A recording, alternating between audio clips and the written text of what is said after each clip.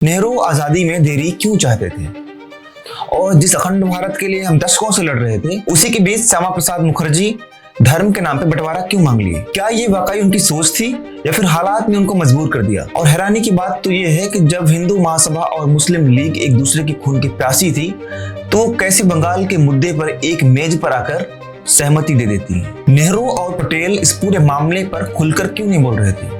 और सुभाष चंद्र बोस के भाई शरद बोस का क्या था वो सीक्रेट प्लान जो कि भारत और पाकिस्तान से अलग एक तीसरा देश बनाने के लिए लगभग तैयार था? क्या भारत को अब 3 हिस्सों में बांटा जाना था? और आज बात सिर्फ जमीन की नहीं होगी, बात होगी उन यादों की, उन परिवारों की, उन लोगों की, उस टाइपराइटर की जिसे पेंसिल की एक लकीर ने काट दिया। नमस्कार, आप देख रहे हैं अपसाइड डाउन और आज हम बंगाल बंटवारे की उस खौफनाक समीकरण की बात करेंगे जिसे अक्सर इतिहास के पन्नों में धुंधला कर दिया जाता है। ये कहानी है एक साजिश की, एक मजबूरी की और एक लकीर की जिसने लाखों करोड़ों लोगों का नसीब बदल दिया। कहानी की जड़ें जाती हैं 13 मार्च 1940 के लाहौर रेजोल्यूशन में, जिन्ना ने पहली बार दुनिया के सामने साफ कर दिया कि मुस्लिम लीग को सिर्फ कुछ सीटें नहीं बल्कि एक अलग मुल्क चाहिए। जिन्ना की नजर उत्तर पश्चिम और पूर्व के मुस्लिम बाहुल्य इलाकों में थी, जिनमें पंजाब और बंगाल उनकी टॉप प्रायोरिटीज में था। लेकिन बंगाल का मामला पंजाब से थोड़ा अलग था।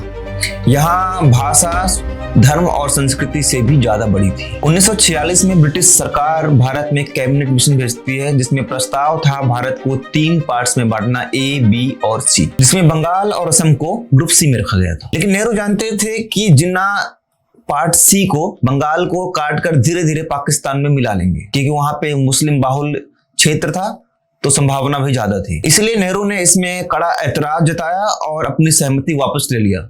इससे जिन्ना को बहुत झटका लगा और जिन्ना को लगा कांग्रेस ने उनके साथ दगाबाजी की है। इसका नतीजा निकला 16 अगस्त 1946, डायरेक्ट एक्शन डे। बंगाल के प्रीमियर एच.एस. सूरावर्दी ने उस दिन सार्वजनिक छुट्टी अनाउंस कर दी। कलकत्ता की सड़कों में जो हुआ था उसे आज द ग्रेट कोलकाता किलिंग्स कहा जाता है। 72 घंटों के भीतर ही 5000 से ज्यादा लोग मारे गए थे और 72,000 से ज्यादा लोग घायल हो गए थे। लाशों से गंगा का पानी लाल हो गया था और इसी हिंसा से बंगाल में रहने वाले लोगों के मन में ये भ्रांति बैठ गई कि अब साथ में रहना लगभग नामुमकिन है। जब बंगाल दंगों की आग में जल रहा था, उस समय एक अजीबोगरीब प्रस्ताव लेकर बंगाल के प्रीमियर एच.एस. सूरावर्दी आते हैं, द यूनाइटेड इंडिपेंडेंट बंगाल, यानी एक ऐसा देश जो ना कि भारत का हिस्सा होगा और ना तो पाकिस्तान का हिस्सा होगा। सूरावर्दी के तर्क पूरी तरह से आर्थिक थे। उन्हें पता था अगर बंगाल बटा तो कलकत्ता भारत में जाएगा और कलकत्ता उसमें पूरे भारत का आर्थिक इंजन था। सारे पोर्ट्स, सारे जूट मशीनें, सारी इंडस्ट्रीज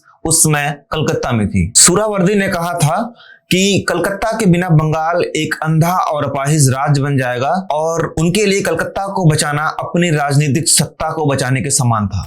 और हैरानी की बात तो ये थी कि सुभाष चंद्र बोस के बड़े भाई शरद बोस भी इसके पक्ष में थे। शरद बोस एक कट्टर राष्ट्रवादी नेता थे और उनका मानना था कि विभाजन एक ऐतिहासिक आत्महत्या है। उन्होंने सूरावर्दी के साथ मिलकर एक sovereign socialist and republic Bengal का खाका खींचा। उनका प्रस्ताव था कि इस नए देश में हिंदू और मुसलमानों की सत्ता में आधे आधे की हिस्सेदारी होगी। लेकिन क्या वाकई एक धर्मनिरपेक्ष सपना था या फिर जिन्ना की एक चाल थी जिसे नेहरू और पटेल भांप चुके थे? जब संयुक्त बंगाल का शोर मचा तो श्यामा प्रसाद मुखर्जी ने एक बहुत ही तीखा लेकिन तार्किक स्टैंड लिया। उन्होंने बंगाल के हिंदू से पूछा, क्या आप सूरावर्दी पर भरोसा कर सकते हैं जिसके नाक के नीचे हिंदुओं का कत्लेआम हुआ था? मुखर्जी ने एक नया नारा दिया, विभाजन का विभाजन।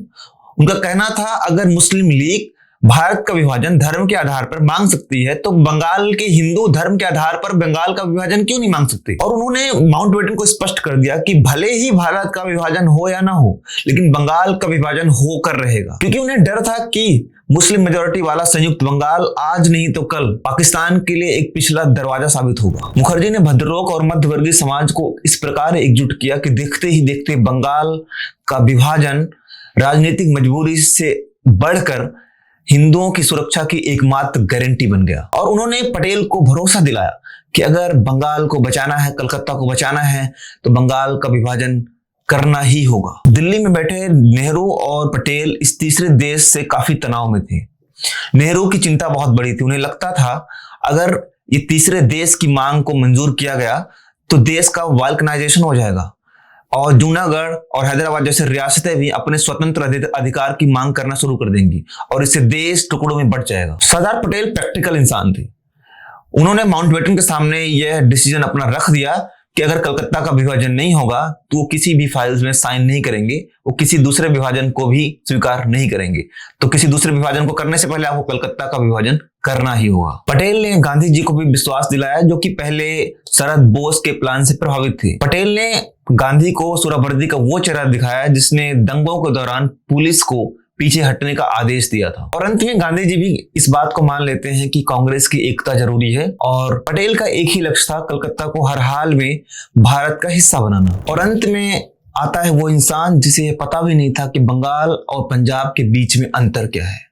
उसका नाम है साइरिल रेडक्लिफ, एक ब्रिटिश वकील जिसे कभी भारत में आने का मौका इससे पहले नहीं मिला था और उसे सिर्फ 5 हफ्ते दिए गए ऐसी आबादी का विभाजन करने के लिए जो सदियों से साथ रहती थी। रेडक्लिफ ने किसी भी गांव का दौरा नहीं किया। उन्होंने पुराने नक्शे और 1941 के अधूरे सर्वे को बेस बना के लकीर खींच दी। नतीजा क्या हुआ?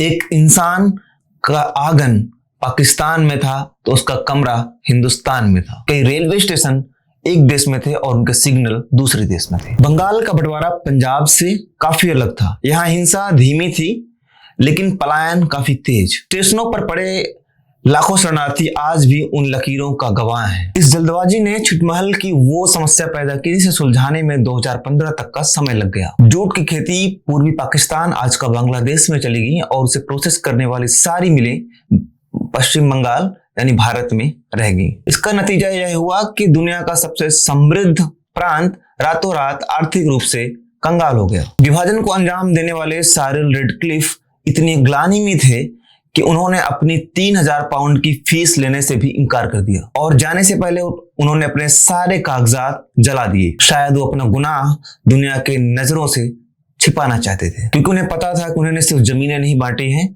बल्कि करोड़ों लोगों का नसीब और उनके रूह भी काट दिए। आज बंगाल 2 अलग देशों में बट गया है। जमीन बट गई, राजनीति बट गई, लेकिन क्या रविन्द्रनाथ टैगोर के गीत और बंगाल की साझी विरासत बट पाई?